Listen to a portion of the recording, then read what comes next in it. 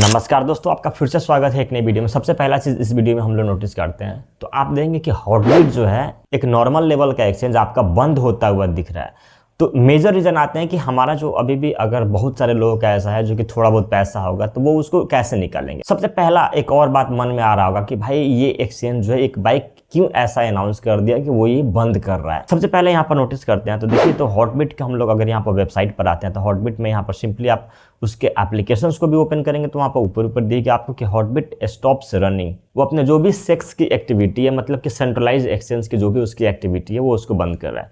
मतलब कि सिंपली आप उसके मार्केट में जाकर के ट्रेडिंग नहीं कर पाएंगे, बट उसका वैलेट अभी भी एक्टिव है। मतलब कि आपका जो भी फंड उसमें पड़ा हुआ है, आपका सपोज कर लेते हैं कोई छोटा मोटा टोकन्स अगर आप पहले से लेकर के मीम टोकन्स रखे हैं, ऐसा हो सकता है बेबी डोज, फ्लकी इनू, शिबा इनू, तो अगर आपको याद हो तो पिछले साल से ही उस पर एलिगेशंस लग रहे थे और कंटिन्यूस दो बार, एक बार हैकिंग हुआ था, फिर एक बार एलिगेशंस के वजह से बंद हुआ था। बट आके नोटिस करते हैं तो आज से वो कंप्लीटली बंद है। तो सबसे पहला रीजन अगर आप देखते हैं तो एक पॉइंट का ध्यान रखिएगा, विड्रॉल्स जब भी आपको करना होगा तो विड्रॉल्स के लिए सबसे पहला चीज यहाँ पर नोटिस कीजिएगा तो उसमें सिंपली आपको एक चीज मांग रहा है कि आपको या तो बीएनबी होना चाहिए या तो आपके पास यूएसडीटी होना चाहिए।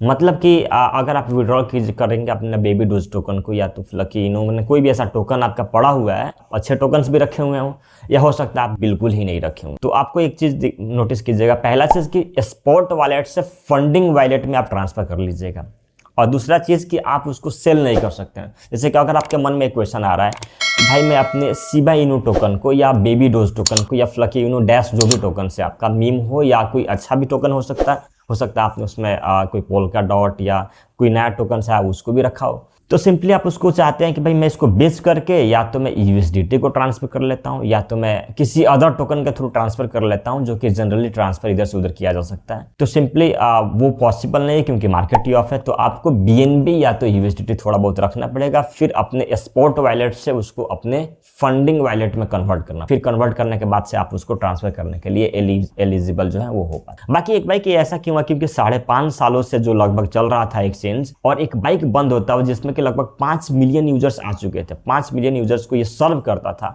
इसने बताया कि मैं इतने दिनों से एक सेवा क्रिप्टो के फील्ड में प्रोवाइड कर रहा था, बट कंटिन्यूस ये बंद कर रहा है। तो सिंपली मेरा जो मुझे कहीं ना कहीं लगा कि इसमें एक जो प्रॉब्लम मेन आ रही है कहीं ना कहीं अभी बियर मार्केट चल रहा है, मार्केट गिरा हुआ है। वॉल्यूम जो है वो डेफिनेटली हर एक्सचेंज में आपको जो बुल मार्केट में आते थे उसके कंपेरेटिवली काफी कम आ रहे हैं।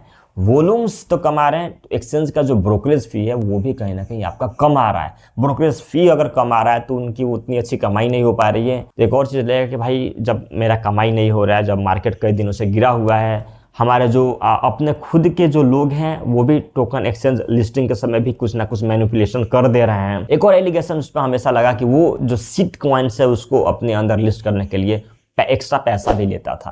तो एक और एलिगेशन था, बहुत सारे एलिगेशन जो कि 1-2 सालों से कंटिन्यूस लगते आ रहे थे। ओके, एक छोटा सा अपडेट था, आपका क्या राय है कमेंट्स में जरूर बताइएगा। बहुत जल्द मिलते हैं एक नई वीडियो। Thank you.